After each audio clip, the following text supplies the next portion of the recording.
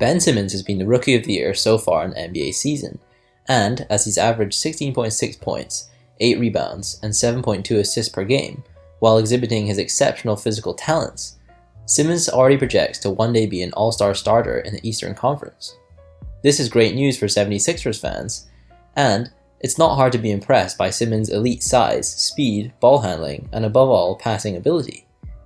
However, while all these traits have allowed Simmons to succeed in his career so far, I am worried that it will allow him to go through his entire career without adding a usable jump shot that is effective from beyond 10 feet, including at the free throw line. Simmons might be so good at the other things in basketball that he continues to dominate without having a jump shot, and therefore has no need for one. But imagine if he develops a jump shot. In addition, it is one thing to ask a player who utilizes his jump shot a lot to change his form, but Simmons doesn't even take threes in games, and rarely pulls up for long mid-range jump shots.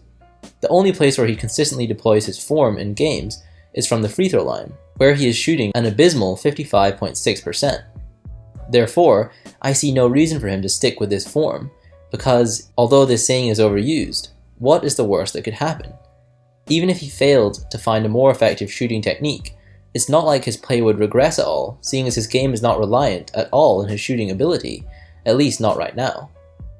In the rest of this video, I'm going to discuss the theory that Simmons might be better shooting with his right hand, and after that, I'm going to analyze his existing form to show how he might be able to improve his shooting consistency and range. One thing that many analysts have noticed is that Simmons is very capable of using both hands to finish at the rim. Notice how he takes off smoothly from both feet, something that ambidextrous people find easier than non-ambidextrous people. Even more interestingly, as I pointed out in the thumbnail of this video, Simmons appears to favor dunking with his right hand. And he also prefers to throw a ball overhand with his right hand. Despite these two facts, Simmons is a left-handed jump shooter and free throw shooter. This has brought people to the immediate conclusion that Simmons should switch his shooting hand from the left side to the right, as the right appears to be the dominant side of his brain, leading people to think that making such a change would make him a far better shooter. While this idea seems tempting, I would like to point out a few things in response. 1. Just because one hand is more dominant than the other from birth, does not necessitate that you will be severely limited in an athletic endeavor if you use your non-dominant hand your entire life. Take, for example, the tennis player Rafael Nadal, who is one of the greatest tennis players of all time, having won 16 Grand Slam titles. Nadal was famously born right-handed, but his uncle and tennis coach made him play left-handed so that he would be a more challenging opponent for right-handed players. Sure enough, Nadal was able to develop a dominant left-handed forehand and found huge success playing tennis. Returning to Simmons, I think that Nadal's example shows that Simmons' probable use of his non-dominant hand to shoot is not the sole reason or even a major reason for his inefficient shooting mechanics. If someone can develop one of the greatest forehand shots ever with their offhand in tennis, then why would you not be able to do the same thing with basketball shooting, provided that you've used that hand throughout your career? While I'm not a professional athlete, I have also played various sports successfully while using both hands in different sports. I play tennis left-handed and also right left-handed, but when it comes to shooting a basketball, I do so right-handed. Throwing overhand, I've always been able to do on both sides. I cannot say for sure that changing Simmons' shooting hand would have no effect on his percentages, but I can hazard a guess that his right-handed technique would look probably vaguely similar to the technique that he uses now, which is, in my opinion, not conducive to consistent basketball shooting from mid-range, the free throw line, and the three-point line.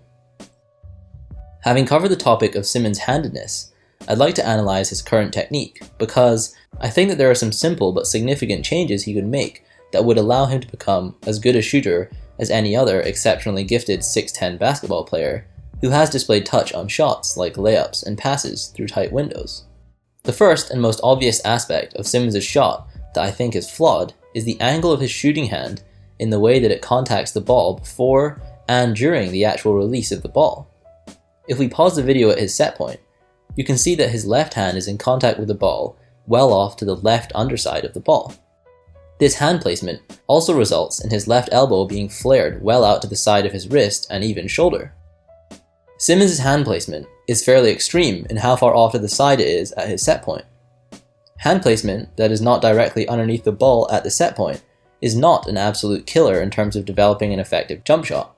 In fact, even Steph Curry does not have hand placement that is directly underneath the ball at his set point. But what Curry does to create such a consistently straight shot is, after the set point, he brings his right hand underneath the ball such that his right hand release fingers are directly under the ball when they perform the release of the ball. This allows him to have a straight shot by eliminating nonlinear force from the ball. He performs this rotation of the ball, or an unwinding in a sense, by having a thumb flick with his offhand, which is something that is negatively viewed in the shooting community. If you're shooting it with your thumb, you will never be a consistent shooter. But the thumb flick doesn't even prohibit other shooters who have their hands almost directly underneath the ball during their set point through to their release point, like Kyle Kuzma, from being successful.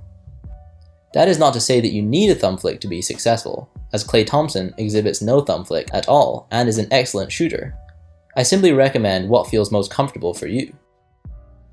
Returning to Simmons, despite the fact that his shooting hand is on the side of the ball at his set point, he does not rotate the ball in time so that his release fingers are under the ball at the release point, which is what Steph Curry and others do.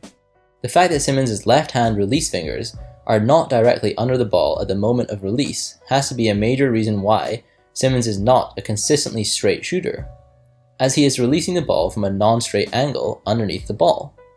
Of course, Simmons can carry out a motion that results in a made basket, and he does make shots beyond 10 feet sometimes, but I am suggesting that his non-ideal alignment of his hand underneath the ball leads to greater variation in the release of the ball, therefore leading to an inconsistent shooting percentage. This factor of non-alignment can solely explain why Simmons is a bad free throw shooter, but I think there is another factor that negatively affects Simmons' jump shooting, which is even worse than his free throw shooting might suggest. This factor is what I have referred to many times in my videos, and that is release timing. Release timing does not directly affect the direction of the shot, but rather the ease with which you can shoot the ball from distance. Having powerful release timing means that you release the ball as you are still rising from your jump, therefore transferring the strength and energy from your straightening legs to the flight of the ball itself.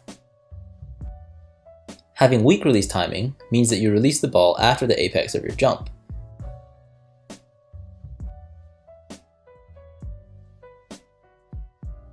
Necessitating that no energy from your jump can be transferred to the flight of the ball itself.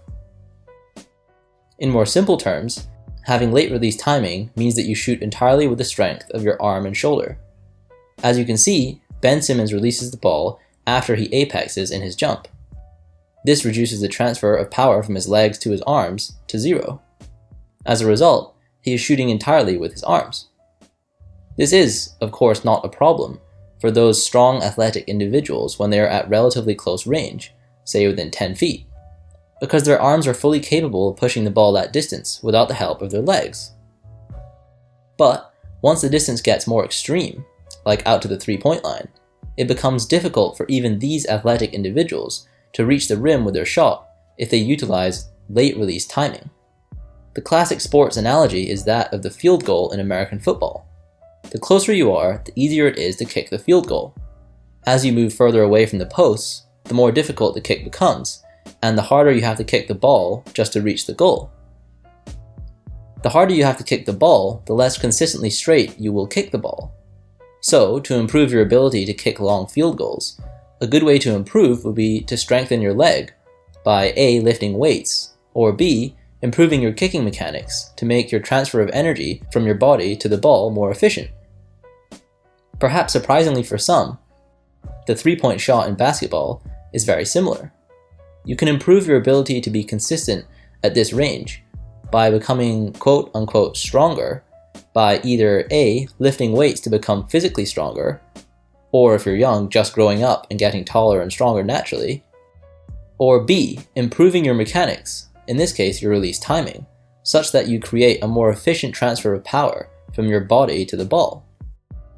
Ben Simmons uses late release timing and therefore has an inefficient transfer of power from his legs to the ball. If Ben Simmons used early release timing similar to that of Steph Curry or Kevin Durant, I'm certain that he would be a better 3-point shooter, provided of course that he also improved his hand angle underneath the ball. In conclusion, the two main factors currently holding Ben Simmons back in terms of shooting the ball are his off-center hand placement at his release, and his late release timing relative to his jump. Finally, if you enjoyed this analysis, then please consider subscribing to my channel, and if you're interested, check out my Instagram page where I post some of my own basketball videos related to shooting. Thanks for watching.